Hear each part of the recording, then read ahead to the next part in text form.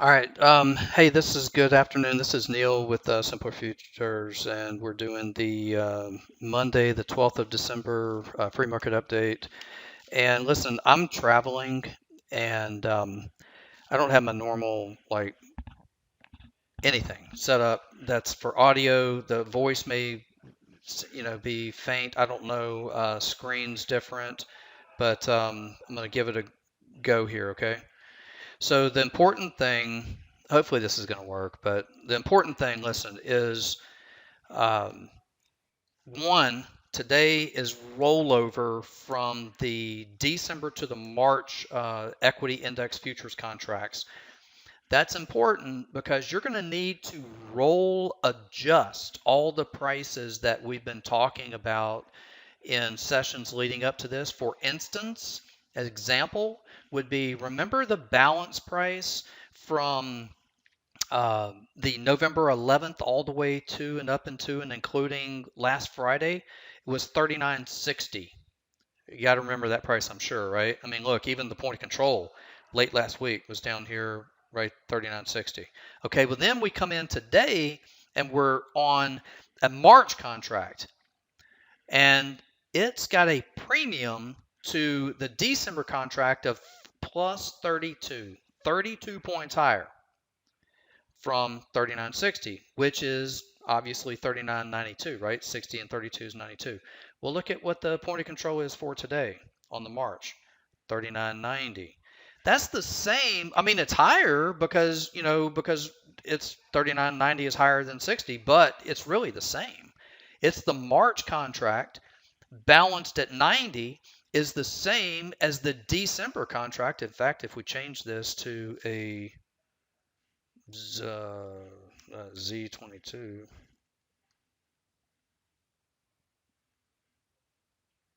it's gonna, as soon as it comes up, I guess it's gonna show 60. Look, there it is, 60.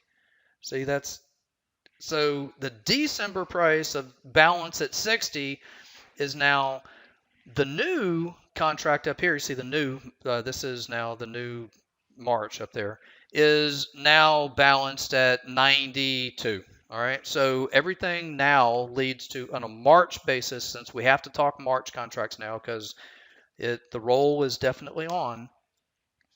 By the way, you can go to the CME website and check, type in their search tool, pace of roll, and you can keep an eye on the pace at which the roll is underway and when it's approximately complete, etc. It will be done by Wednesday. So today and tomorrow are historically quite confusing. They're very confusing days. I mean, the volume's whack. It's all over the place. And the reason is because people are transitioning from they're rolling out of their December into the March contract. There's calendar spreads that have to be adjusted and that are coming off, and people are, getting into, transferring their positions from the December into the March. That all the while we're building positions in front of the information that is enough to make a difference this week at tomorrow CPI, Tuesday CPI, Wednesday FOMC, and then Thursday you get ECB and BOE's rate decision. So we got quite a bit of information ahead of us here over just the next couple of days. If you will take real quick, hit the trade tab, go maybe SPX if you want, or ES. I guess it really doesn't matter. You look at today is done. It had about 30 points or something plus or minus the expected move. Tomorrow, look at how it jumps 93 and then 118 or something for Wednesday on FOMC, and then out to, like, call it 130 for the week. Well, 118 by Wednesday is awfully close to the 130 for the whole week. So basically, it all really kicks off tomorrow on CPI with 100 plus or minus into Wednesday, big deal with that's a big day, 117 or something on there, and then into the end of the week at maybe 125, 130 plus or minus. And it all, I think this is telling me that you need to base all of that over under on about 39.90 on the March. Or if you still want to, if you're still want to be looking at the December, then your price is 60. So it's just however you want to look at it. Today's March over under point of control 39.90, not very surprising. This bid up in, oh, and by the way, one more number just to throw at you, 40-10 weekly pivot. That's last week's high low close add divided by 3. From last week's high to the low of the break down there is, we're going to call that low of the break down there about on a March adjusted basis, like 46. That gives the uptick today into this 40.25 right there. That's a 382 retrace right there. So I don't know if you want to lean long or short here. I mean, you know, if I get my way, I'd say short. I mean, but look, what does it matter what anybody thinks? Come on. I mean, there's news enough really tomorrow and Wednesday that is going to take all opinions and set them aside for whatever price, kind of ends up doing. But my read on this, in case maybe it helps, would be that, we've launched off CPI 37.5. That launched off of that, right? Went sideways 39.5 for a long time, including up until, right now, today, really.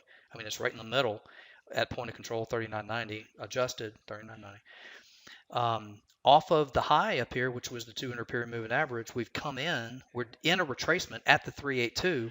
So this really, what it could do is stall right here at the 382 and then drop into this balance of this guy right here. The targets there would be 38.75 and 38.45. Those are your targets down there, 38.75, 38.45. I got that by using the day that broke out of the lower quad down here, the lower deal, starting a profile from there up until the day before the CPI run up. Use that as one profile. On the old contract that was 38.42, but you have to add 32 to that, right? So we get 38.75. 38.75, 38.45 are the bear targets down here. Does it work? I don't know, but that's the target, 38.75 and 45. If it does continue to kind of rally up there, then we're looking at probably like 40, like 85 and 40.85 and 4100 on the up, and it's all over undered at 39.90. So that's what I got. Okay, hopefully this makes sense and helps. Let me kind of leave it with you from there. Wish you good trading. Get back to the office from the road and be a lot easier to, with tech and all that kind of stuff. But for now, I hope this helps. Be with you again midweek on Wednesday after we learn two things. By the time I'm back with you, we'll have CPI and the FOMC by the time I'm with you again Wednesday afternoon. Okay, good trade. Without simpler trading, I could not have financial independence. This is one of the best investments I ever made in my life. It's helping me find consistency. It's one of the things that won me